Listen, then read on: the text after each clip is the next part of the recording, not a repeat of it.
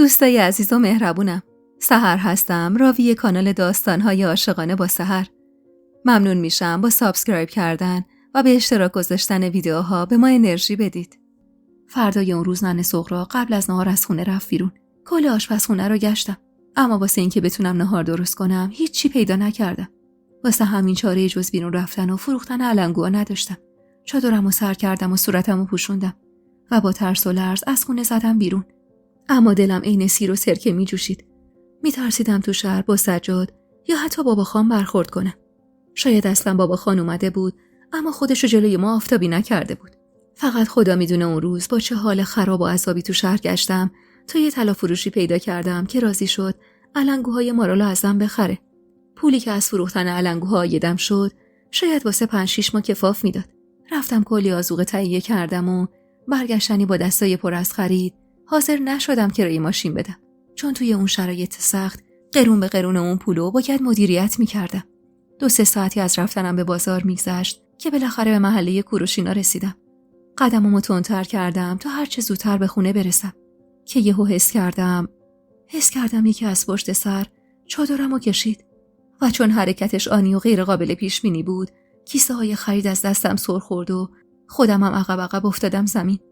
درد بدی که توی کمر و شکمم پیچید. تازه یادم افتاد من الان خودم تنها نیستم و مسئولیت یه بچه هم باهامه. بالاخره پیدات کردم زنی که یه ناپاک.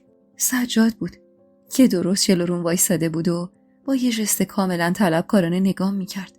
سرچرخوندم و اون طرفتر حمید رضا و بابا خان و مسعودو دیدم و همونجا قالب تویی کردم. ای کاش کوروش بود تا به فریادم میرسید. تا سجاد جرأت نمیکرد اینطور مثل گوشت قربونی با هم رفتار کنه. با خشم نگاهی بهش انداختم. یعنی باید باورش میکردم. این رول مرد غیرتمندی رو که داشت وسط کوچه جلوی چشم همسایه ها و چند قدم اون طرفتر بابا خان و حمید رضا و مسعود بازی میکرد و باید باور میکردم. به خدا که باورم نمیشد. بازومو گرفت و به زور از زمین جدام کرد. بلای سرت میارم یغما که مرغای آسمون به حالت گریه کنن. چادرم کنده شده بود و کف کوچه افتاده بود. همسایه ها و تک و توکی رهگذرم دورمون رو گرفته بودن. کشون منو به سمت ماشین مسعود خان برد که مثلا جلوی چشم بابا خان ادبم کنه. ولی تمام توجه من به حمید رضا بود. حمید رضایی که بدون ذره احساس زور زده بود بهم. همینطور که گره رو سریم تو دستش بود هوار میکشید و میگفت یه کاری میکنم واسه کل زنای شهر عبرت بشی. اینو گفت و خواست هلم بده تو ماشین که با نگاه پرغیظ و غضب بابا خان روبرو شدم. با نفرت نگام میکرد و تو همون حالت از ماشین پیاده شد. ولش کن پسر، همینقدر کافیه. کافی؟ همینقدر؟ یعنی چی که همینقدر کافیه؟ چی کافی بود؟ خورد شدن من و ریختن آبروم توی محله ننه سغرا یا تحقیر شدنم جلوی چشم پسرم؟ پیرمرد خودش رو بهم نزدیک کرد و با نفرت عجیبی که تو نگاهش خونه کرده بود زور زد بهم. لیاقتت همین گدا گشتهان. تو رو چه به خونه من آخه؟ فقط کاش زودتر میرفتی.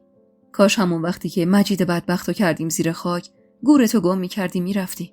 تمام تنم از غم و حرص به لرزه افتاده بود. خیلی بیکس و غریب بودم و هیچ وقت توی زندگیم تا اون لحظه به اون غریبی نبودم. کاش کوروش بود تا پشتم در بیاد و هوار بکشه سر این جماعت تا جرأت نکنن اینطور با من رفتار کنن. ولی نبود. فقط من بودم و خریدایی که کف کوچه پخش و پلا شده بودن و اون 3 تا به ظاهر مرد. بشین بریم سجاد. بس دیگه هر چقدر تو این محله نجس موندیم. تو نگاه سجاد حرف بود. انگار که میخواست بهم بفهمونه از این اتفاق ناراحته. از این که مجبور شده بود به خاطر بابا خان با هم تندی کنه. طبیعی هم بود. تنها کسی که از فرار من نفع میبرد سجاد بود. اون بود که میخواست و میتونست روی ویرونه زندگی من آشیونه جدیدش رو بسازه. در ضمن عقدت با سجاد باطله. تو دیگه هیچ نسبتی با خانواده ما نداری. حمید رضا و هانی هم دیگه نمیخوام ببیننت. تو واسهشون مردی. با بغض خیره شدم به صورت پسرم که عین سوار شدم به ماشین چرخیده بود سمتم تا حرف بابا خانو با نگاه سردش تایید کنه. نگاهش عین کوه یخ بود. همونقدر سرد، همونقدر وهمناک. اومدم به پاش بیفتم و التماسش کنم تا حداقل اجازه بده هانیه‌مو ببینم. اما بی تفاوت به من سوار ماشین شد و اشاره‌ای به سجاد کرد و رفتن. حالا دیگه من مونده بودم و اهالی محلی که از پچ‌پچاشون میشد فهمید تمامشون منو شناختن. خجالت زده چرخیدم سمت کوچه تا خرت و پرتامو جمع کنم که زنی با چهره تقریبا آشنایی بازومو گرفت که مثلا کمکم کرده باشه. خوبی یغما جان؟ چرا از خونه اومدی بیرون؟ مگه ننه بهت نگفته بود بمونی خونه؟ تون صداش به گوشم آشنا بود. شاید اگه شرایطم بهتر بود و ذهن مشوشم آزاد میتونستم با کمی فکر کردن به یادش بیارم. من نجمم، همسایه روبروی ننه صغرا. اون شب که اومدی همو دیدیم. بذار کمکت اینا رو جمع کنم. باز خدا رو شکر کیسه برنج پاره نشده. خم شد روی زمین و تک تک سیب زمینی پیازا رو جمع کرد و من خیره به تیکه گوشتی بودم که از کیسه بیرون افتاده بود و کاملا خاکی شده بود. پاشو دختر، پاشو تا ننه نیومده بریم خونه. اگه بفهمه این اتفاق افتاده قیامت را میندازه. تو این دنیا هیچی قد بچه‌هاش براش اهمیت نداره. بچه کوروشخان که دیگه نور چشمشه و قطعاً از بچه‌های خودش عزیزتره. فهمیدم از همه چی خبر داره. منو میشناسه و حتی باباخان و خاندانش رو. نجمه کمک کرد وسایل رو جمع کنم و با چشقوره و تشر همسایه ها رو راهی خونه هاشون کرد. تمام کیسه ها رو هم خودش برداشت و نذاشت من دست به چیزی بزنم. اومدم کمکش کنم که گفت نه جونم، تو بار شیشه داری. تا همین الانشم بلایی به سرش نیومده باشه خیلیه. جلوی در خونه که رسیدیم تازه یادم اومد نه کلید دارم نه از ننه صغرا خبری هست. نجمه اصرار کرد برم خونش ولی قبول نکردم. جلوی در خونه روی سکوی بلندی که کنج دیوار بود نشستم تا ننه صغرا برگرده. نجمه رفت و چند دقیقه بعد با یه لیوان شربت و 2 شیرینی محلی برگشت. گرسنه بودم ولی اصلا اشتها نداشتم و چنان بغضی گلومو چنگ انداخته بود که یه قلوب شربت خالیم به زور از گلوم پایین رفت. با خودت اینجوری نکن یغما جان، این روزا هم میگذره. میدونستم میگذره، اما گذشتن از این روزا دیگه به چه کار من میومد؟ وقتی تا آخر عمر قرار بود داغ حرفای تلخ و نگاه سرد حمیدرضا روی قلبم بمونه. چند ساعتی از ظهر گذشته بود و من تک و تنها زیر تیغ آفتاب روی سکوی جلوی خونه نشسته بودم که ننه صغرا رو از خم کوچه دیدم. چشم کمسوش از اون فاصله نتونست تشخیصم بده، اما وقتی که کمی نزدیکتر شد سرشو خم کرد و صورتشو در هم کشید. انگار تازه اونجا بود که متوجه حضورم شده بود که قدمای لرزون و خستشو تندتر کرد و تقریبا دوید سمتم. دختر، تو اینجا چی کار میکنی؟ چرا نشستی بیرون از خونه؟ مگه نگفتم نیا بیرون؟ عین کوه آتشفشانی که منتظر یه اشاره از واسه فوران کردن صبرم سر اومد و زدم زیر گریه. جوری گریه میکردم که ننه صغرا بی خیال عصبانیتش شد و با ترس شونه‌هامو گرفت و کشوندم تو بغلش. ای خدا منو مرگ بده الهی. چی شدی آخه؟ با حقیق و به زور لب زدم. رفتم خرید. نگاه تندی به خریدام انداخت و سر تأسفی تکون داد. نکنه کسی گیرت انداخته؟ آره. کسی چیزی بهت گفت؟ همسایه ها کاری کردن؟ خیر سرم به نجمه سپرده بودم که مواظبت باشه. نه برگشتنی بابا خانه و حمیدرضا و سجاد تو کوچه بودن. نه تو محل خار و خفیف شدم. جلوی چشم پسرم سکه یه پول شدم. هیچ آبرویی واسم نموند. دستای پیرزن بیچاره با شنیدن این حرفام لرزشش بیشتر شد. لا اله الا الله. خدایا نذار صبرمو از دست بدم و یه کاری دست این پیرمرد و خاندانش بدم. پاشو دختر، پاشو نشستی اینجا آبغوره میگیری که چی؟ خدا آدمو خار و خفیف نکنه. بنده خدا که کاری نیست. پاشو که برات خبر خوش دارم. امروز که رفتم پرستارا گفتن سطح هوشیاری بچم زیاد شده. یعنی ممکنه همین امروز فردا به هوش بیاد. تنها خبری که تو اون لحظه میتونست منو سر پا کنه همین خبر بود. خبر برگشتن کوروشم به زندگی. اشکامو پس زدم و با ذوق گفتم تو رو خدا راست میگی ننه؟ دروغم چیه؟ بچم غیرت داره. بهش آگاه شده زن و بچهش تو سختی گرفتار شدن. داره دست و پا میزنه برگرده. اینو با بغض گفت و خریدارو برداشت و رفت تو خونه. با اینکه پاهم جون گرفته بودن. ولی هنوزم ته دلم یه غم بزرگی بود که نمیذاش با تمام وجود خوشحالی کنم. از روی سکو بلند شدم و رفتم تو خونه. ننه صغرا خریدارو چیده بود وسط اتاق و با چشمای تر نگاشون میکرد. میدونستم از چی ناراحته، واسه همین کنارش نشستم و دستم و دور گردنش حلقه کردم. من که مهمون نیستم ننه، هستم. پس تو رو خدا اینا رو اینجوری نبین. با پول خودم خریدم. از زحمت خودم. هیچ دخلی هم به بابا خان و خاندانش نداره. خانعلی دخترم. خانعلی. دیگه به اون خدا نشناس نگو بابا. به تحکم صداش خندیدم. چشم ننه. هرچی شما بگین. اصلا بیاید از دوتایی بریم خرید. لباس نو بگیریم واسه برگشتن کوروش. دختر، حالا یه امروز با تو گذاشتی بیرون از خونه و دیدیشونو کاریت نداشتن. دلیل نمیشه هی بری بیرون. خطرناکه. اونا آدم نیستن.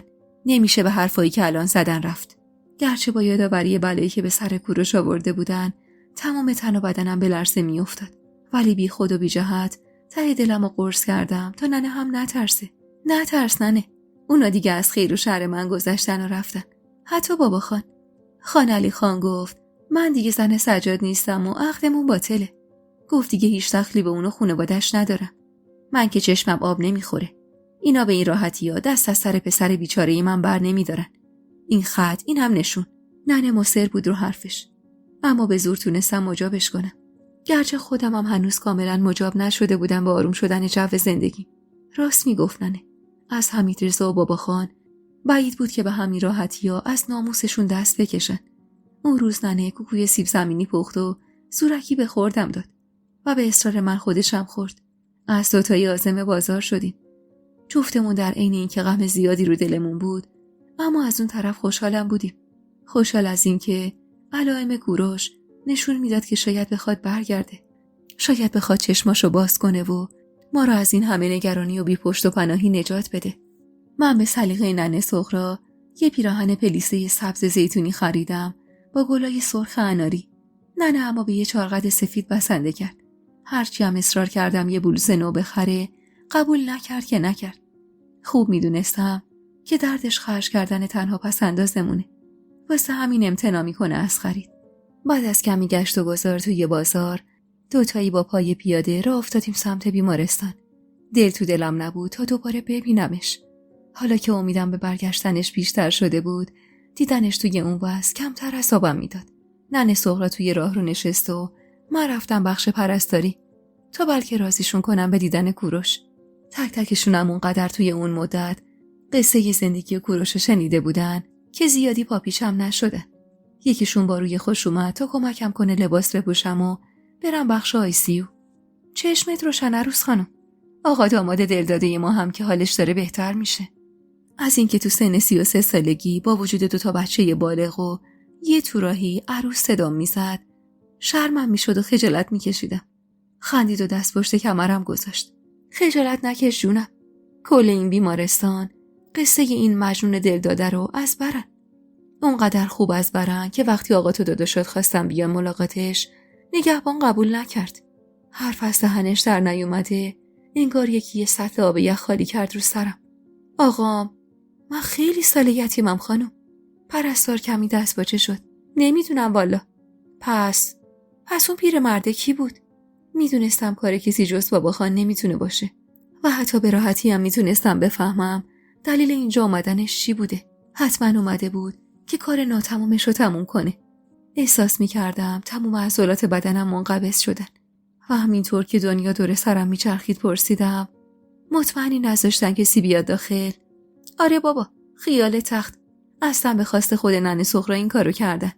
از این که میدیدم ننه سغرا با 70 و اندی سال سن بیشتر از من حواسش به این چیزا هست، خوشحال میشدم. آخه من اون روزا انگار تو برزخ سیر میکردم. اصلا انگار تو این دنیا وجود نداشتم. لباس مخصوص پوشیدم و رفتم سر وقت کوروش. هنوزم همونجوری روی تخت دراز به دراز افتاده بود و من به خودم تأکید میکردم که نباید گریه کنم. چقدر دلم میخواست با رئیس بخش حرف بزنم تا اجازه بده همیشه کنارش بمونم. گرچه میدونستم امکانش صفره. 1 ساعتی توی سکوت پیشش موندم و فقط دستشو توی دستم گرفتم. حتی دلم نمیخواست پلک بزنم که مبادا وقتم تلف بشه. اما همونجا توی همون اتاق به هر دوتامون قول دادم که هر وقت به هوش اومد دیگه نذارم حتی لحظه‌ای بینمون فاصله بیفته. و این واسه منی که تو کل زندگیم پا روی دلم گذاشته بودم حکم قسم داشت. اون روز وقتی برگشتیم خونه به ننه سغرا چیزی راجع به اومدن بابا خان و سجاد به بیمارستان نگفتم تا بی خود و بی جهت نگران نشه. آخه پیرزن بیچاره اونقدر ترسیده بود که پیش بینی اینجور موضوعی رو کرده بود و با پرسنل بیمارستان در میون گذاشته بود. واسه همینم پرستار میگفت نگهبان اونا رو راه نداده. اما نگفتنم دلیل دیگه ای هم داشت. خیال میکردم دیگه خطر از سرمون گذشته و دیگه کاری از دستشون بر نمیاد. حتی مطمئن بودم برگشتن و از اهواز رفتن و دیگه همین برا آفتابی نمیشن. اون شب با یه امید وافر و شوقی زیاد خودم واسه ننه سغرا شام پختم. اونم با لذت نشست کنار دستم و از کوروش برام گفت. از تک تک روزایی که من تو زندگیش نبودم و اون طفلک با خیال من زندگی میکرده. از تک تک خواستگاریای سر از خودی که براش رفته بود و کوروش حتی حاضر نشده بود واسه یه بارم که شده دختری رو ببینه. دروغ چرا؟ موقع شنیدن این حرفا چنان ذوقی تو دلم میشست که گونه‌هام گل مینداخت و تنم گر میگرفت و کیلو کیلو قند ته دلم آب میکردن. کوروش راستی عاشق بود. یه عاشق واقعی. عاشقی که حقش بود.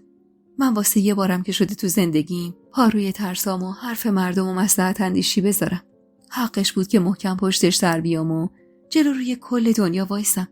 حالا که این چیزا رو میشنیدم میدیدم اون شبی که به کوروش وادادم هیچ کار اشتباهی نکردم. کوروش ارزششو داشت. اما دروغ چرا؟ ته دلم دوباره یاد هانیه و حمیدرضا میافتادم و شرمگین میشدم. حق بچه‌ها می نبود که آبروشون بره. اما خب حق خودمم نبود که اینجور زندگیم تباه بشه. به پای اون داماد فراری تو اون خونه زیر دست بابا خان. اون شب شام آب گوشت پختم و هرچی ننه سغرا اصرار کرد که گوشتا رو الکی واسه اون حروم نکنم بی خود بهونه آوردم که خودم هوس آب گوشت کردم. آخه فقط اینجوری بود که رضا میداد به پخته شدن اون یه بند انگشت گوشت و نخود لوبیاش. سفره رو که چیدم کلی بهونه آورد واسه نخوردن. ولی من اصلا این شامو پخته بودم تا پیرزن بیچاره بعد از مدت و قناعت یکم جون بگیره.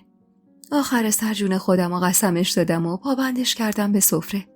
انگار از دست باختم راضی بود که با ولع و شوق ته کاسه رو در آورد و دست آخرم انگشت سبابش رو داره کاسه کشید. اجرت با امام حسین دختر. خدا میدونه آخرین باری که یه وعده غذای درست درمون خورده بودم کی بوده. به زور خندیدم تا متوجه بغض تو یلوم نشه. نوش جونتون ننه. کوروش که بیاد منم میرم سر کار. اون شاید تا یه مدت نتونه کار کنه. اون وقت اوضاعمون بهتر میشه. چیو میرم سر کار؟ تو بار شیشه داری دختر. بذار بچم به هوش بیاد. خودش همه چیزو جفت و جور میکنه. من قدیما گلی میبافتم اگه یادت بیاد. ولی خب خیلی وقتی که انگشتام جون نداره. واسه همینم کوروشم دیگه نذاش کار کنم و خودش ماهیانه بهم خرجی میداد. منم زندگیمو باهاش میگذروندم. تازه کلی هم پسنداز میکردم. ولی خب این مدت معلوم بود که این مدت حسابی بهش سخت گذشته. ولی دلش نمیخواد به زبون بیاره. دوباره لبخند زورکی گوشه لبم نشوندم و شروع کردم به جمع کردن سفره. اما اون شب تا خود صبح دلم آشوب بود و خوابای در هم بر هم میدیدم. اما نمیفهمیدم دلیل این خوابای آشفته چیه. و تا خود صبح 1000 بار پا شدم و آب خوردم. اما دوباره خوابم ادامه داشت. دیگه کار به جایی رسید که حتی توی بیداریم دلاشوبه گرفتم و ترس برم داشت که مبادا بلایی سر کوروش اومده باشه. وقتی یاد اتفاق دیروز میافتادم تمام تنم به لرزه میافتاد و پشیمون میشدم از اینکه چیزی به ننه سغرا نگفته بودم. به زور تا دم سحر صبر کردم و وقتی دیگه از شدت دلنگرونی به تهوع افتادم خودش از خواب بیدار شد. چته دختر؟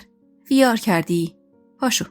پاشو بریم تو آشپزخونه یه چیزی بدم بخوری بلکه بهتر بشی. با یه حال زار نگاش کردم. ننه پاشو بریم بیمارستان. ننه با تعجب نگام کرد. یعنی اینقدر حالت بده؟ بابا گندش نکن. زن حامل همینه دیگه. عین هوای بهاری یه روز خوبه یه روز بد. ننه خواب بد دیدم. چند لحظه ای مات و مبهوت نگام کرد. بعد انگار تازه متوجه دلیل حال خرابم شده باشه عین فنر از جا پرید. یا حضرت عباس خدایا خودت حافظ بچم باش. دیدم رفته پی چادرش میگرده که منم از جا پریدم و چادر سر کردم. تو کجا کله سحری؟ بگیر به خواب من میرم و زود بر میگردم. نه به خدا تا تو بری و بیای من همینجا دقمرگ میشم. جوری حالم پریشون بود که دلش نیومد نه بیاره و منم بی حرف اضافه پشت سرش را افتادم. به خیابون اصلی که رسیدیم هوا تقریبا روشن شده بود. بهش پیشنهاد دادم ماشین کرایه کنیم. اونم چون خیلی دلشوره داشت دیگه نه نیورد. 10 دقیقه بعد جلوی در بیمارستان بودیم. یا حضرت عباس میدونی که هیچی ندارم نظرت کنم، ولی تو نگهدار بچم باش. منم واسه جهیزیه 5 تا یتیم هر کاری ازم بر بیاد میکنم. با این حرفای ننه دلم چنان لرزید که همونجا نذر کردم کوروش برگرده و منم تا جایی که میتونم به نظر ننه صغرا کمک کنم. دوتایی با دلی لرزون و قدمایی که از شدت ترس و هم پیچ میخوردن دویدیم سمت ساختمون و به زور خودمون رو رسوندیم به راهرویی که اتاقک پرستاری توش قرار داشت. اگه بگم تو اون موقع روز که اساساً باید بیمارستان تو خلوت‌ترین حالت ممکنش می بود، توی راهرو اتاق پرستاری هم آشوب بود، دروغ نگفتم. اولش خیال کردم شاید چون دلنگرانم همه چیز به چشمم عجیب و غریب میاد. ولی یکم که دقت کردم متوجه شدم نگهبانا و پرستارا و تقریباً تمامی کادر پرسنلی بیمارستان تو راهرو جمع شدن و بحث میکنن. یکی میگفت زنگ بزنید پلیس بیاد. اون یکی میگفت زنگ بزنید مادرش بیاد. شاید شناختش. اسم مادر رو که از زبونشون شنیدم بیشتر حول برم داشت. ننه زودتر از من به خودش اومد و دوی سمت جمعیت.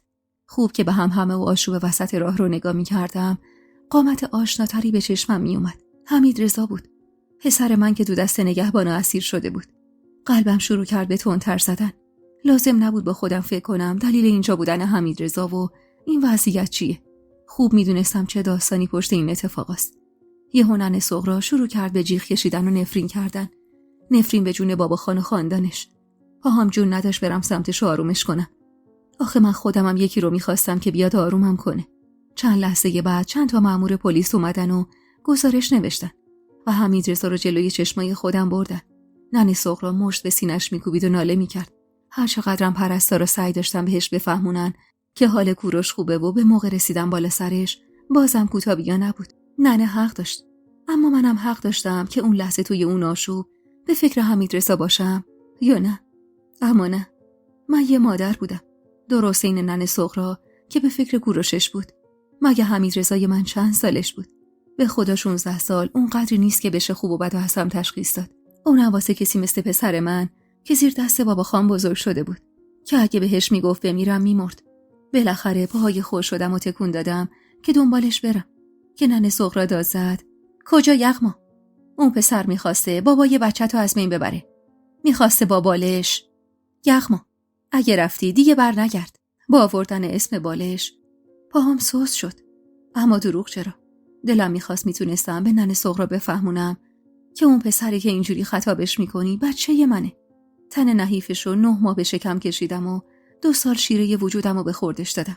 کاش میشد بگم ننه، هر چقدر کوروش واسه تو عزیزه، حمیدرضا هم با تمام تلخیاش واسه من عزیزه، هرچند که خطاکار باشه. اگه عاقل و بالغ بود بازم یه حرفی، ولی اون هنوز یه نوجوان خام و بی تجربه بود.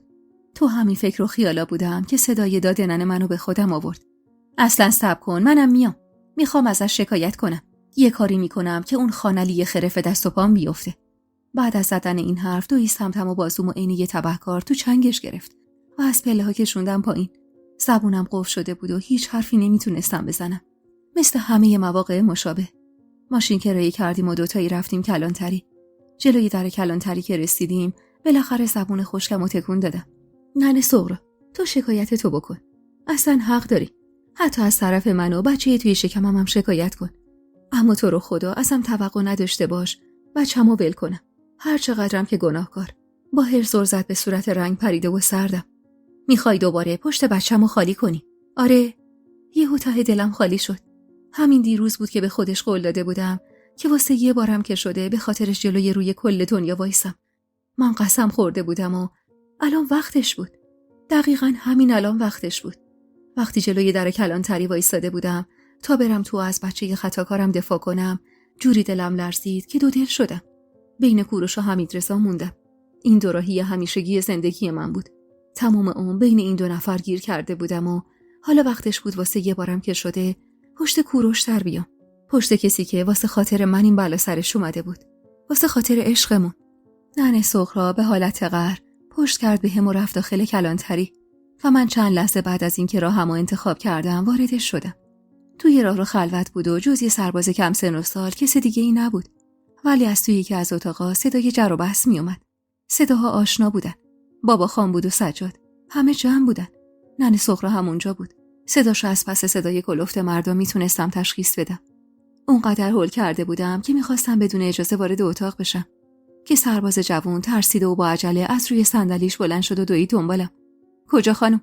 مگه من اینجا بوقم؟ خجالت زده نگاش کردم. ببخشید آقا، ولی خانواده‌ام اینجان. باشه، صبر کن خبر بدم بعد برو تو. کنار رفتم تا سرباز وارد شد و از مافوقش اجازه گرفت. چند لحظه بعد من درست کنار ننه سغرا روبروی باباخان و سجاد نشسته بودم، در حالی که حمیدرضا دستبند به دست پیش پامون وایساده بود. آقا، اینا یه بار بچه منو ناکار کردن. این دفعه هم اومدن تا کار ناتمومشون رو تموم کنن. به والله که ازشون نمیگذرم. چرا یاوه میگی پیرزن؟ کی چه کار به اون پسر یلغوز تو داشته؟ این بارم این بچه خامی کرده، خریت کرده، سنی نداره که جناب سروان. به خاطر مادرش غیرتی شده. خب حقم داره. الکی که نیست. یارو ننشو ازش گرفته. این حرفا رو باباخان میزد و واسه همینم دوباره بحث بین ننه سغرا و باباخان بالا گرفت. یه ور دلم پر میزد واسه افتادن به پای ننه سغرا و رضایت گرفتن ازش، ولی یه ور دلم حقو بهش میداد و میگفت حتی اگه خودت هم به جاش بودی همین کارو میکردی.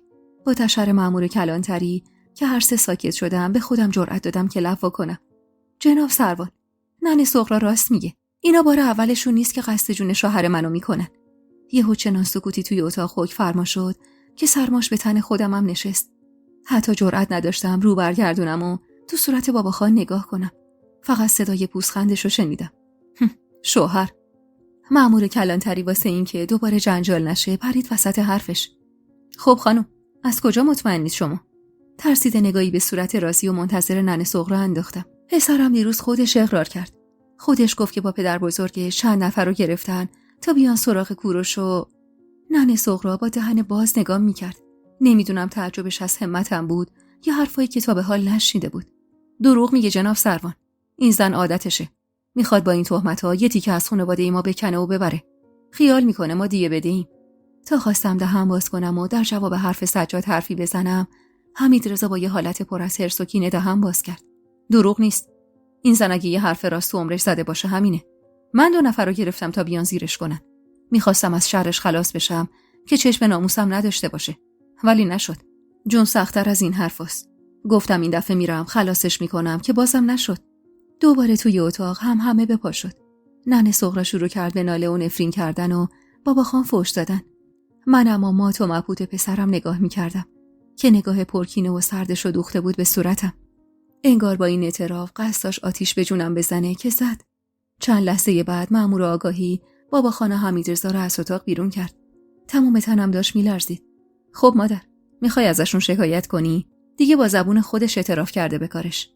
ناامید و رنجور به ننه نگاه کردم. عقلم داشت در مقابل دلم کم می آورد. چی کار می کردم؟ باید میذاشتم پسرم و بفرسته کنج زندون؟ مگه من یه مادر نبودم؟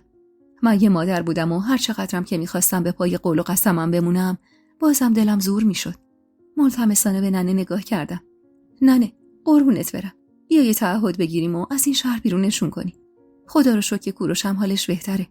انگار متوجه حال خرابم شد که نگاه ازم دزدید و سر تأسفی تکون داد. آقا، چی کار میتونم بکنم که دیگه دور و بر من و بچم و خانواده‌اش پیداشون نشه؟ میشه تعهد گرفت، ولی بذاری به سزای عملش برسه بهتره. این کارش اقدام بوده.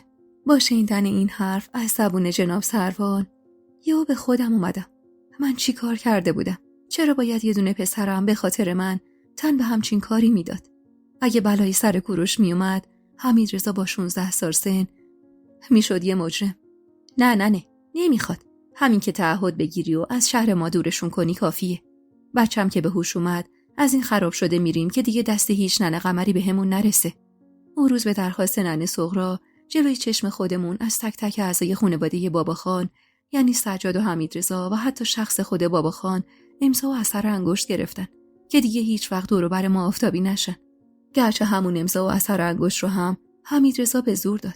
بعد از اونم من و ننه سغرا به همراهی سرباز برگشتیم بیمارستان. ننه سغرا از رفتارم راضی بود و دم به دقیقه قربون صدقه‌ام میرفت. ولی حال خودم خراب بود. بغض داشتم و دلهره و عذاب وجدان. مطمئن بودم دیگه حمیدرضا هیچ وقت منو نمیبخشه و حتی توفم تو صورتم نمیندازه. با همین حال خراب به بخش پرستاری که رسیدیم، یکی از پرستارا با ذوق دوید سمت ننه. حاج خانم، چشمت روشن. مژدگونی بده. پسرت به هوش اومده. الانم دکترها بالا سرش جمع شدن. تنها همین خبر بود که میتونست به حال بدم معجزه کنه و لبخند به لبم بیاره. برگشتن کوروش چیزی نبود که نتونه شادم کنه و تموم دردامو به شروع ببره. هر دو با هم دویدیم سمت آیسیو. البته من بیشتر پرواز میکردم تا دویدن که پرستار اومد پشت سرمون و گفت باید یکم صبر کنید. تحت مراقبت ویژه است. انگار ردو سبب خیر شده. میگن شوک دم سحر باعث این اتفاق شده. ننه صغرا روی زمین سرد راهروی بیمارستان سجده زد و خدا رو شکر کرد. به زور بغضم و کنترل کردم که به حقیق نیفتم و به همون گریه بی صدا بسنده کردم. 1 ساعت بعد بهمون اجازه دادن وارد اتاق بشیم. ولی ازمون خواستن زیاد از حد خستش نکنیم. قلبم چنان تو سینم قراری میکرد که میگفتم هر آن ممکنه از شکنده بشه. این بار وارد اتاق که شدم کوروشم و با چشمای باز دوخته شده به در دیدم. مثل رویا بود. همونقدر شیرین و دوست داشتنی. ننه صغرا دوی سمت تختش و من همونجا جلوی در خوش شدم. ننه دورت بگردم. ببین عروستو برات آوردم. مات و مبهوت نگام میکرد. انگار که باورش نمیشد من اونجا باشم. ننه نکنه مردم این حوری بهشتیه. میونه گریه خندیدم و ننه صغرا قربون شیرین زبونیاش رفت. کوروش همیشه همینطور بود. به شدت خوش سر و زبون و مهربون بود. دور از جونت ننه، دشمنات بمیرن. حوری چیه؟ این عروس قشنگمه که اومده و برات هدیه آورده. بیا جلو یغما جان. بیا دست شوهرتو بگیر و بهش بگو چی آوردی براش. خجالت زده در حالی که مطمئن بودم لپام گل انداخته راه افتادم سمت تخت و کاملا دست باچه لب زدم. سلام. لبخند روی لبش کش اومد. به روی ماهت. نمیدونستم باید چی بگم و اونجوری که ننه صغرا زل زده بود بهم بدتر زبونم بند اومده بود. میگم نکنه وقتی من بیهوش بودم آسمون خدا اومده زمین. چه خبره اینجا؟ ننه صغرا عروس دوست شده، یغما خانوم اینجاست. به خدا که من مردم و اینجا بهشته، شما هم توهمی بیش نیستید. خندیدم که ننه صغرا با چشم و ابرو بهم اشاره کرد. ده بگو دیگه دختر. میگی یا خودم بگم؟ روی حرف زدن نداشتم. شاید اگر تنها بودیم خیلی حرفا واسه زدن داشتم. ولی تو اون وضعیت جلوی ننه صغرا زبونم بند اومده بود. واسه همین گفتم خودت بگو ننه. اینو که گفتم ننه صغرا این بچه‌ها کف دستاشو با ذوق به هم کوبید. خب کوروش خان، یه مشتلق برای ننت بذار کنار که این خبری که میخوام بهت بدم خیلی خوشه. خبریه که تو خواب و رویا هم نمیدیدی. نگاهم میخه نگاه مشتاق کوروش بود که گره خورده بود به لبای ننه صغرا. یغما آبستنه. داری بابا میشی پسر. توی اون لحظات انگار زمین و زمان پای حرکت رو از دست داده بودن. لبای خشک کوروش نیمه باز موند و نگاهش همونجور خیره به لبای سیاه شده این ننه صغرا. تصمیم گرفتم 2 قدم برم جلو و دستشو بگیرم. ولی پاهام میخ زمین بود. بعد از چند لحظه صدای شبیه به صدای آه جانسوز از دهنش در اومد. خدای من، این یکی دیگه واقعا خوابه. مگه میشه؟ لبخندم از لحن ناباورش کش اومد و بالاخره تونستم برم جلوتر و دستشو بگیرم. خوبه که برگشتی کوروش جان.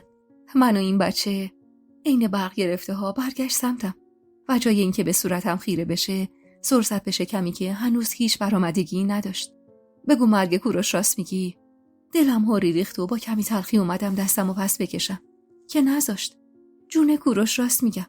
عسلی چشماش که به نم نشست دلم دوباره باهاش نرم شد. چه چرخوندم پی ننه صغرا و دیدم نیست. نمیدونم کی از اتاق بیرون رفته بود. باورم نمیشه یغما. آخرین دیدار من و تو جوری بود که دیگه هیچ امیدی به زندگی نداشتم. اما الان تو اینجایی. اونم نه تنها با بچه‌مون. سر واژه بچه‌مون بغض گلوش سنگین تر شد و صداش لرزید. لبه تختش نشستم و آروم دستشو گرفتم و گذاشتم روی شکمم. این بچه معجزه زندگی منه کوروش. اومده که بهم جرأت بده. ولی الان اینجا نبودم. خندید. کمی تلخ و غمدار ولی بدون ذره‌ای طعنه و کنایه و پوزخند. پس بگو معجزه زندگی منه. وگرنه الان تک و تنها بودم و ننم به خونه تشنه بود. لب گزیدم و با خجالت سر پایین انداختم که دستشو نوازشوار روی شکمم کشید. آهای چش قشنگه. یعنی بالاخره خدا منم قاطی آدما حساب کرد. یعنی وقتش شده عین تمام مردای عادی زندگی کنم. یه زندگی معمولی بدون حسرت. تک تک حرفا و کلمات و جملاتش عین پنجه کلاغ که به تن چنار فرو میره به تن قلبم فرو میرفت. نه که همدن. ولی میرفت و من خودم و مقصر تمام این غم و حسرتاش میدونستم. کوروش من 20 سال تمام حسرت به دل مونده بود. واسه همین اومدم حرفی بزنم که جبران تمام نبودنام بشه. که یهو پرستاری وارد اتاق شد و ازم خواست برم بیرون. جوری با حسرت نگاش کردم که انگار راستی بلد بودم حرفی بزنم که تموم نبودنامو جبران کنه. از اتاق که زدم بیرون اما لبخند روی لبش بود و منم به همین بسنده کردم. 10 روز بعد کوروش مرخص شد. توی این 10 روز من تموم وقت بیمارستان بودم و گهگداری واسه حموم و کمی استراحت میرفتم خونه. ولی ننه سغرا بیشتر وقتا خونه بود. اون روز خودم تنهایی کوروشو مرخص کردم. با پای شکسته و گردنی که توی آتل بود. ولی به قول ننه مهم این بود که زنده است. با عصا راه میرفت.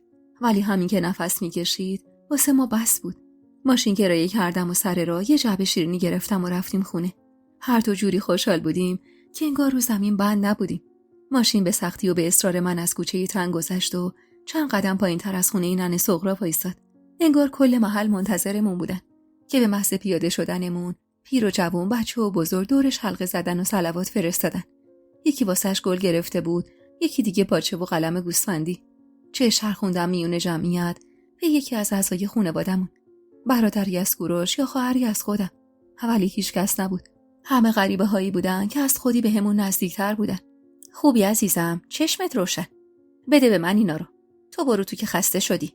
نگاه قد شناسانی به نجمه انداختم و پاکت‌های خرید همسایه‌ها و جعبه شیرینی رو دادم دستش و پشت سر جمعیتی که هم پای کوروش وارد خونه می‌شدن وارد حیاط شدم.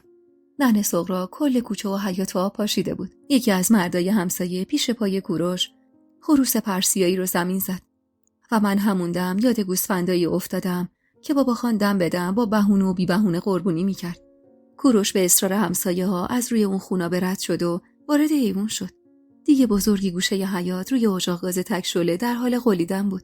اما من حتی از گوشم نمیتونستم بفهمم که ننه سغرا چی بار گذاشته. کوروش رو کرد به جمعیت و با خنده نجیبی دست تکون داد. دم همتون گرم. میدونم که در نبودم هوای ننه سغرا رو زیاد داشتین. ایشالا خدا دوباره به پاهام جون بده از خجالت تک تکتون در بیام. شماها از فامیل به ما نزدیکترین. نگاهمو بین جمعیت چرخوندم تا عکس‌العملشون رو ببینم. 30-40 نفری زن و مرد و بچه بودن که همه با ذوق نگاش می‌کردن. انگار امامی مولای چیزی بود و من خبر نداشتم. داداش، این حرفا چیه؟ از تو به تک تک ما بیشتر از ایناش رسیده. همین بچه من پارسال عمل پا نداشت که خرجشو داد.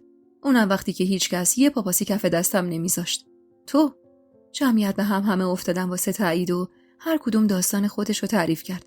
جوری که من هیچی نمیفهمیدم. چند دقیقه بعد به دعوت ننه سغرا همه توی اتاق نشسته بودن و کوروش توی رخت خوابی دراز کشیده بود. نگاه هم میخه صورت بشاش ولی رنگ پریده این ننه سغرا بود. خوشحال بود ولی انگار درد جسمی زیادی رو داشت تحمل میکرد. ناهار اون روز آبگوشت بود، اما آبگوشتی که حجم گوشتش 1/5 حجم نخود لوبیا و سیب زمینی و آبش هم نمیشد. موقع ناهار ننه خجالت زده ملاقه رو توی دیگ چرخون. گوشتش کمه. نه، روسیا هم. دستم خالی بود. همین 1 کیلو گوشتم از عذرا خانم قرض گرفتم. کنارش ایستادم و دست دور گردنش حلقه کردم. ننه، قربونت برم. قصه چیو میخوری؟ این جماعتی که من میبینم شورشون بیشتر از این حرفاست که دنبال گوشت توی آبگوشت باشن. نگاه کن تو رو خدا، یکی رفته نون توی یخچالش آورده.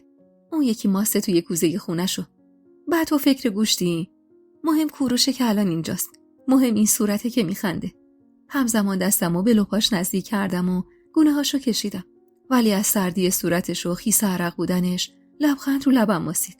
ننه، جایی درد میکنه؟ آره ننه، چند وقتیه این پشت کمرم چنان تیری میکشه که خدا میدونه. این پشت، میبینی؟ اینجا. درست پشت کتفاشو با دست نشون میداد و من ترس برم داشت که مبادا از قلبش باشه. واسه همین گفتم از کی تا حالا ننه؟ از اون شبی که خواب بد دیدی و رفتیم بیمارستان، دیدیم ناکسا میخواستن بچه‌مو سر به نیست کنن.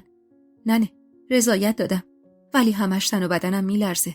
حالا دیگه مطمئن شده بودم که این درد کتف از قلبشه، نه چیز دیگه. وسط اون مهمونی و مهمون بازی که نمیشد دستشو بگیرم ببرمش بیمارستانی جایی. ولی تصمیم گرفتم فردا صبح زود ببرمش بیمارستان تا یه چکاپ کامل ازش بگیرن.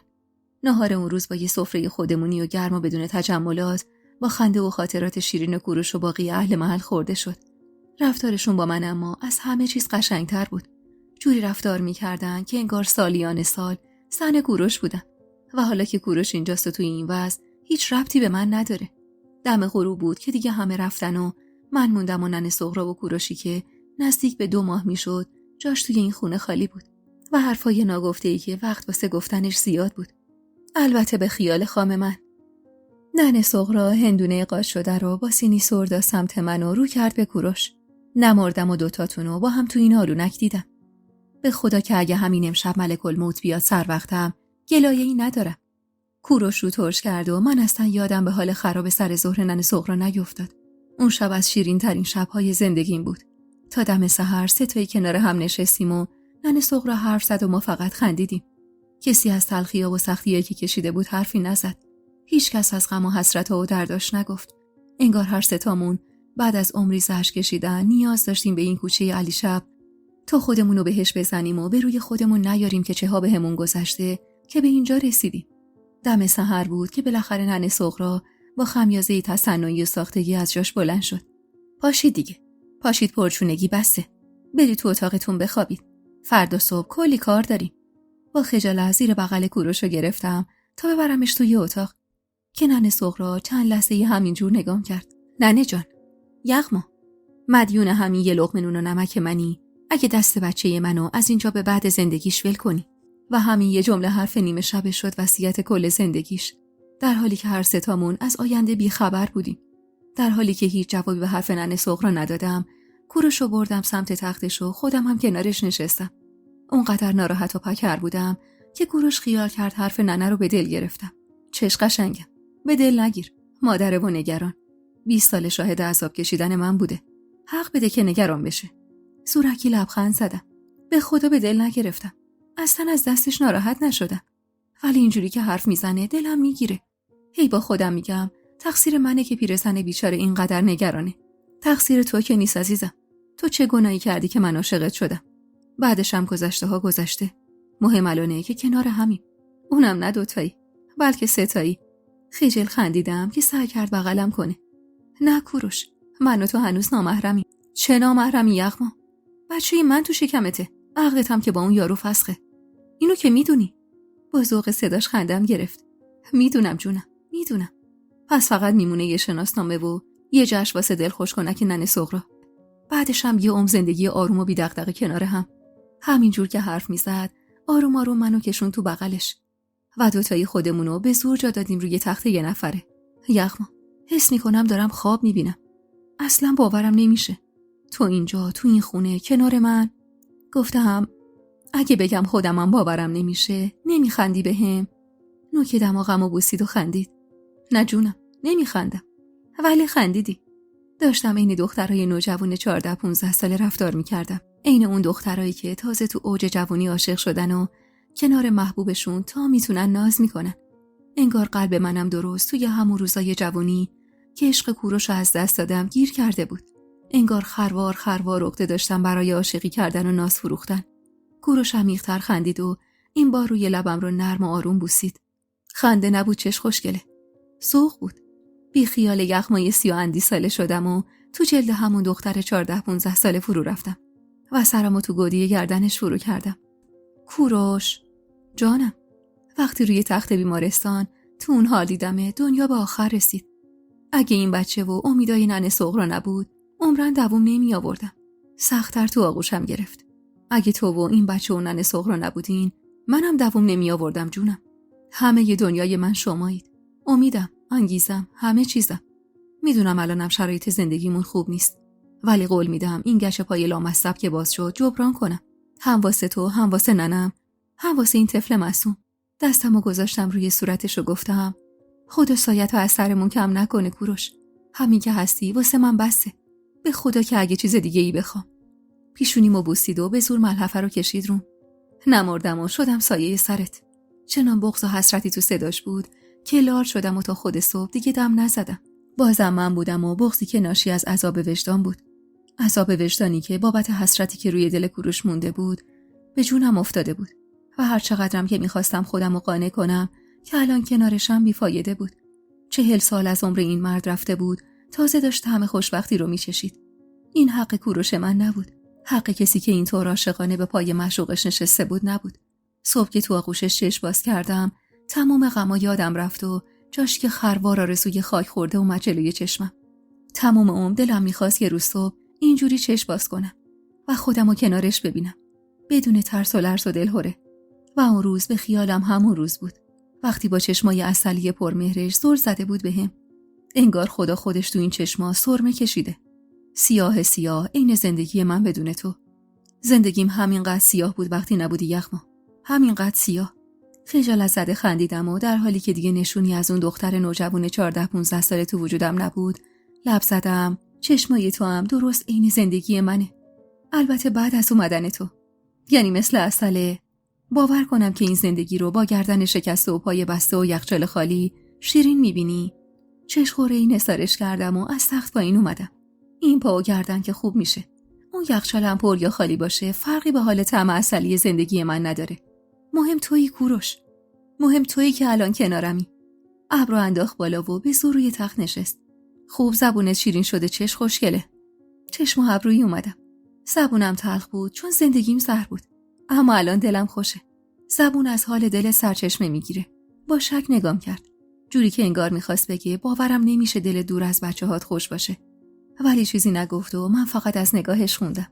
زیر بغلش رو بی حرف گرفتم و بردم سمت توالت. سفره صبحونه گوشه مهمونخونه پهن بود و نون خشک شده و نیمروی یخ کرده نشون میداد این سفره خیلی وقت پهنه. اما کسی بهش دست نزده. موقع رفتم به توالت، کوروش نفس از ته دلی کشید و خندید. ننه صبحونه فردای عروسی برامون تدارک دیده. عجب بویی هم را انداخته. عین خودش بو کشیدم. اما چون همه چی کهنه شده بود و یخ کرده بود هیچ بویی نمی اومد. ولی به روی خودم نیاوردم و خندیدم. دستش درد نکنه. فقط خودش کجاست؟ ننه کجایی؟ ما بیدار شدیم. هیچ صدایی از ننه سغرا در نیومد. من با نگرانی پشت در توالت وایسادم. کوروشی هم که از همه جا بی خبر بود و خبر از حال بدش نداشت هنوز اون تو بود. دوباره دیگه هم صداش زدم و خبری نشد. نگران و ترسیده کوروش رو صدا زدم. کوروش سری بیا بیرون. هرچی ننه رو صدا میزنم هیچی نمیگه. در حالی که از سر و صورتش آب میچکید لنگون اومد بیرون. چه خبرت عزیزم؟ چرا اینقدر هول کردی؟ حتما بیرونه. یا شایدم خواب مونده. هول و دستپاچه زیر بغلش رو گرفتم و سریعتر بردمش سمت خونه تا بتونم برم سر وقت ننه سغرا. نه کوروش، دلم شور میزنه. دیروز حالش خوب نبود. کتفش درد میکرد. اونقدر نگران بودم که حال بدم به کوروش هم سرایت کرد و با چشمایی که معلوم بود نگرانی توشون موج میزنه زل زد بهم. خب زودتر برو ببین کجاست. با حالی آشفته راه افتادم سمت اتاق پشتی خونه، جایی که ننه سغرا همیشه اونجا میخوابید.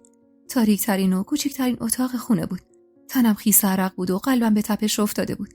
دوباره صداش زدم. این بار این بچه‌هایی که مادرشونو تو بازار شلوغ شهر گم کردن.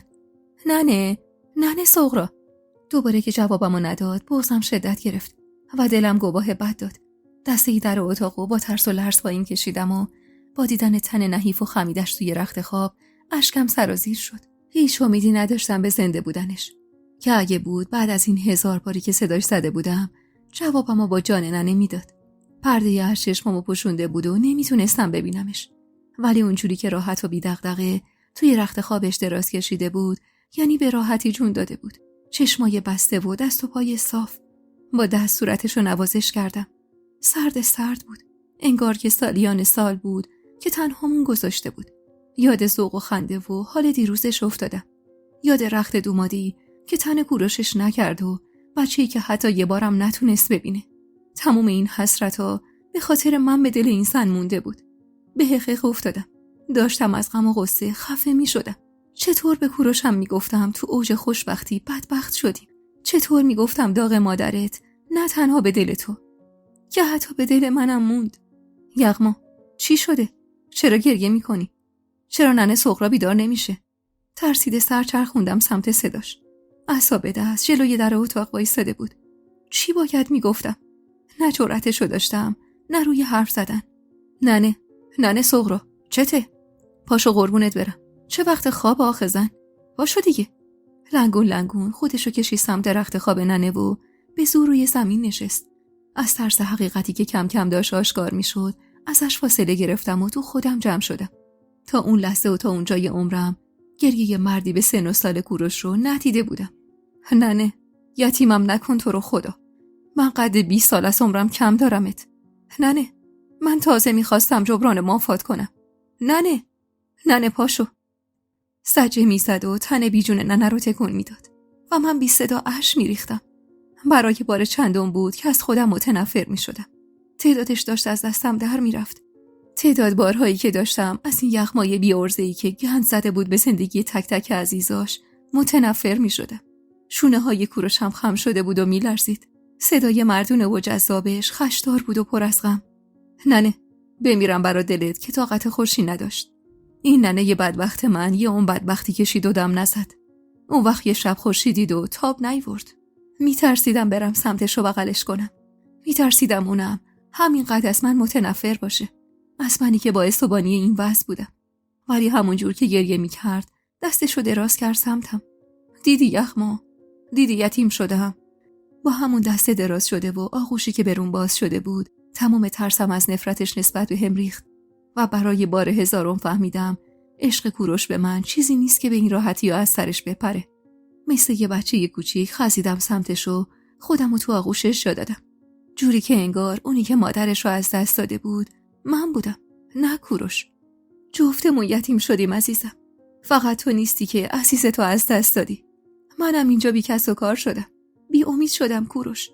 ننه سغرا تو تلخ‌ترین روزهای زندگیم کنارم بود. روزایی که هیچ امیدی به برگشتن تو نداشتم.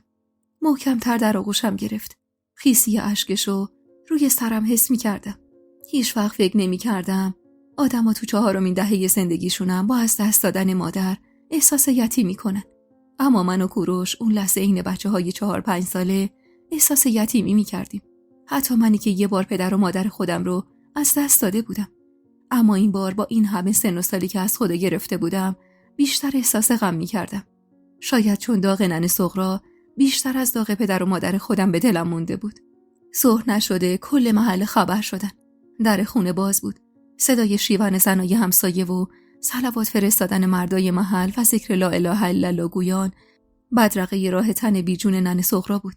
سفره صبونه هنوزم همونجور دست نخورده گوشه مهمون خونه پهن بود. کوروش از زیر بغل لنگون لنگون راه میرفت و اشک چشمش خوش نمیشد. چشمم به در بود که برادراش بیان، ولی هیچ کدوم نیومدن. هیچی نشده، پچ پچ همسایه ها به راه شد.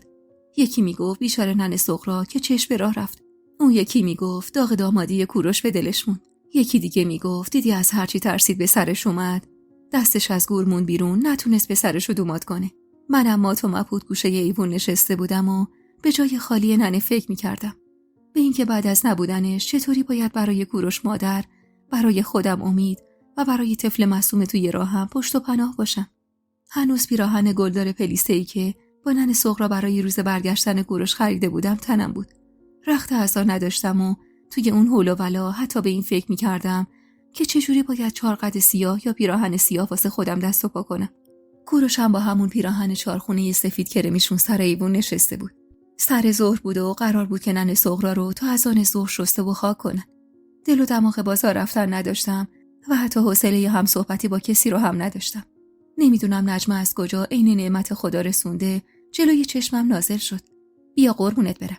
اینقدر گریه نکن. واسه تو دلیت خوب نیست. این پیرهن سیاه و تنت کن. شاید گشادت باشه، ولی بهتر از اینیه که تنته. احتمالاً این قوم و ظالمین میان سر خاک. سپردم به سعید آقا خبرشون کنه تو این لباس ببیننه جنجال به پا میکنن دختر. گیج و سردرگم نگاش کردم. دماغش سرخ و چشماش بف کرده بود. از کدوم گریه حرف میزد؟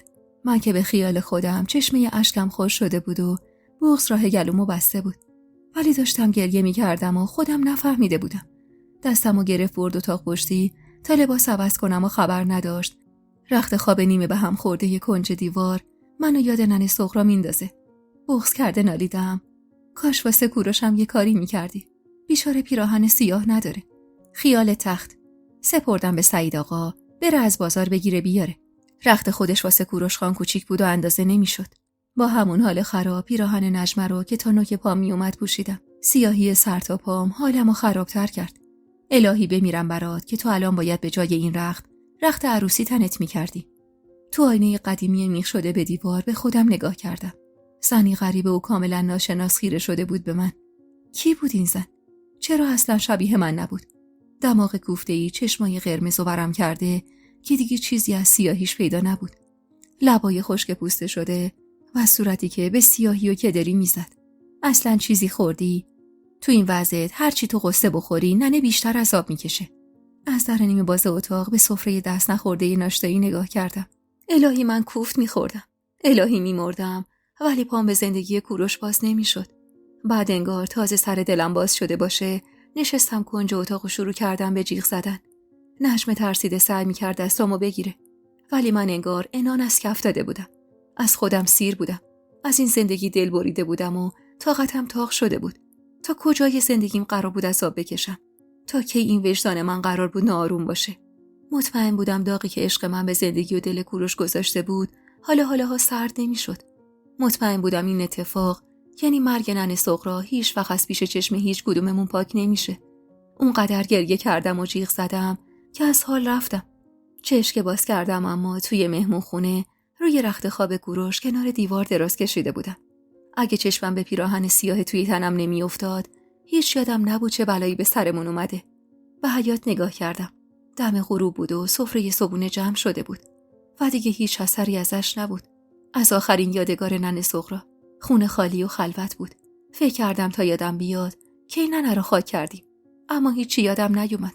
با خودم گفتم نکنه همش خواب بودم.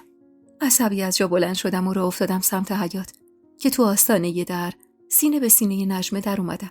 خدا رو شکر بیدار شدی؟ نمیدونی چقدر نگرانت بودم که.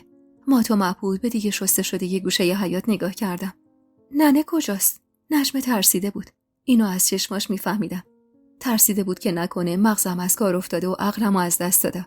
واسه همینم برای که بیشتر از این رنگ صورتش نپره ادامه دادم. نگو که خاکش کردین و من خواب بودم. نفس آسوده‌ای کشید. ترسیدم دختر. گفتم نکنه هوش و حواستو از دست دادی. جواب بده نجمه. ننه کجاست؟ خاکش کردین؟ اونم وقتی که من خواب بودم. همون بهتر که خواب بودی دختر. نمیدونی سر خاک چه جنجالی به پا شد. بهت گفته بودم این قوم و ظالمین پیداشون میشه. بیچاره کوروش خان. ته دلم یهو خالی شد. کوروش کجاست؟ چی کارش کردن؟ چرا منو بیدار نکردی؟ چم شد یهو وسط این اوضاع که کپه مرگمو گذاشتم. دور از جونت. فشارت افتاده بود. کوروش خان رفیقشو آورد سرم بس کردم برات. خودش ازش خواست که آرام بخشم بزنه بهت که بخوابی. زبون بسته خودش میدونه سر خاک ننش قراره چه قشقرقی به پا بشه. الان کجاست؟ چی کارش کردن؟ چرا جواب نمیدی؟ نترس جونم، تو اتاقشه. حالش خوش نیست.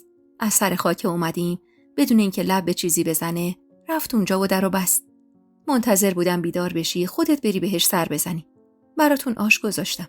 بدون توجه به اصرارای نجمه برای خوردن آش قلم راه افتادم به سمت اتاق کوروش. اما تا درو باز کردم نگاهم افتاد به صورت خیس از اشکش که دراز به دراز روی تخت افتاده بود. قلبم با دیدنش مچاله شد. از خودم خجالت میکشیدم و هر آن انتظار داشتم که کوروش سرم هوار بکشه و از زندگیش بیرونم کنه که ای کاش این کارا رو میکرد، بلکه بار از وجدانم کم میشد. بیدار شدی بالاخره؟ چرا نذاشتی بیام سر خاک کوروش؟ چون دلم نمیخواست بهت بی احترامی بشه. میدونستم که برادرام بیان جنجال به پا میکنن. جای تو اونجا نبود عزیز دلم. عزیز دلم. باورش سخت بود، ولی کوروش همونقدر صبور و مهربون و عاشق که هیچ کدوم از این اتفاقا رو از چشم من نمیدید. بغض کرده و شرمنده کنارش نشستم و چاک گوشه ی لبش رو که دیدم بغضم سر باز کرد. کدوم از خدا بی خبری دست رود بلند کرده عزیزم. پوزخند زد. یه پوزخند تلخ و پر از درد. چیزی که من هیچ وقت از کوروشم ندیده بودم. داداش بزرگه. کسی که سال تا ماه هیچ سراغی از ننم نمی گرفت. اون وقت حالا مدعی بود من ننه رو بدبخت کردم. گرچه بیرا هم نمی گفت. ولی خب اون حق حرف زدن نداره. اونی که بیشتر از 5-6 ساله که حتی یه بار پاشو تو این خونه نذاشته. ببخشید کوروش. همه اینا تقصیر منه. اگه من نبود. انگشت اشاره‌ش رو روی لبم گذاشت. عسلی چشماش اما سرخ بود. نزن دیگه این حرفو یغما جان. الان من جز تو و این بچه کیو دارم؟ همه کس من اون زن بود که رفت. تو نباشی بی‌کس‌ترین آدم عالمم. لبم لرزید اما چیزی نگفتم. چند لحظه بعد دستمو توی دستش گرفت و فشار داد. شاید واسه اینکه کمتر احساس غربت کنم. 7 ننه رو که گرفتیم باید از این شهر بریم. اینجا دیگه جای موندن نیست. الان بیشتر از این که تو این شهر دوست و رفیق آشنا داشته باشیم دشمن داریم. از یه طرف خانعلی و پسراش، از یه طرف دیگه هم داداشام. باید بریم یغما. اصلا موندن توی این خونه بعد از ننه سغرا واسه من عذاب جهنمه.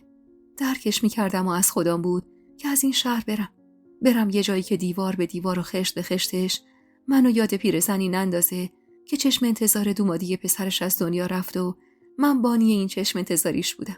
به پیشنهاد نجمه 5 روز بعد از خاکسپاری ننه سغرا که میشد روز پنجشنبه مراسم هفته رو گرفتیم. از آشنا و فامیل که خبری نبود.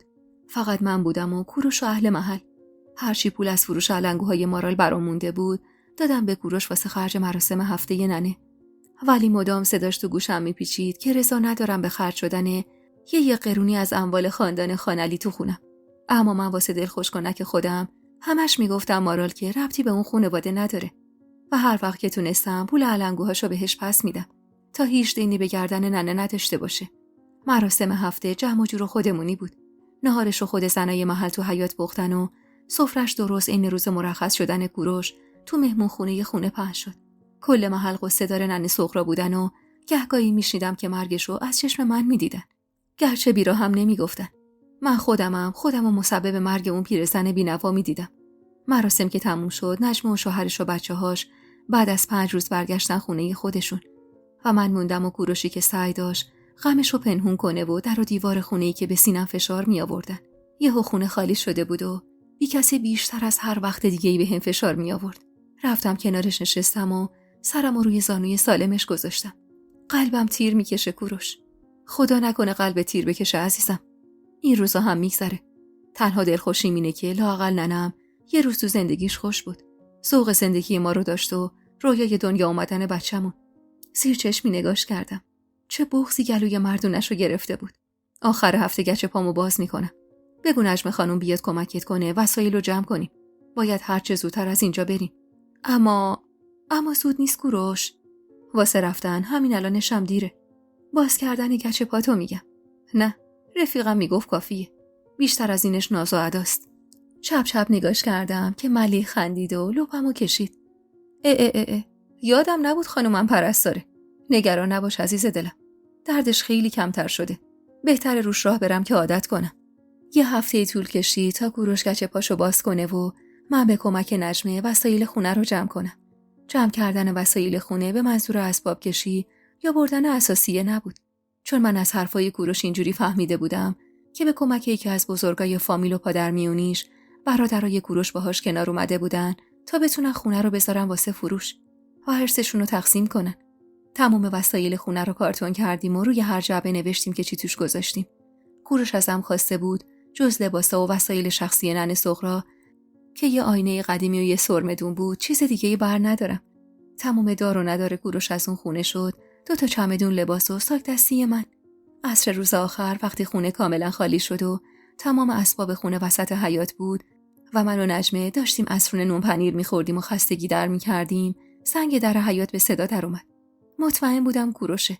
از وقتی گچ پاشو باز کرده بود دائم بیرون از خونه بود تا کارای نقل مکانمون رو جور کنه. سوق زده و بیرون سری دویدم سمت در رو بازش کردم که دوستای عزیز و مهربونم، یک دنیا ممنونم که تا پایان این قسمت همراه هم بودید و خوشحال میشم اگه نظراتتون رو در مورد این قسمت توی کامنت ها با ما به اشتراک بذارید.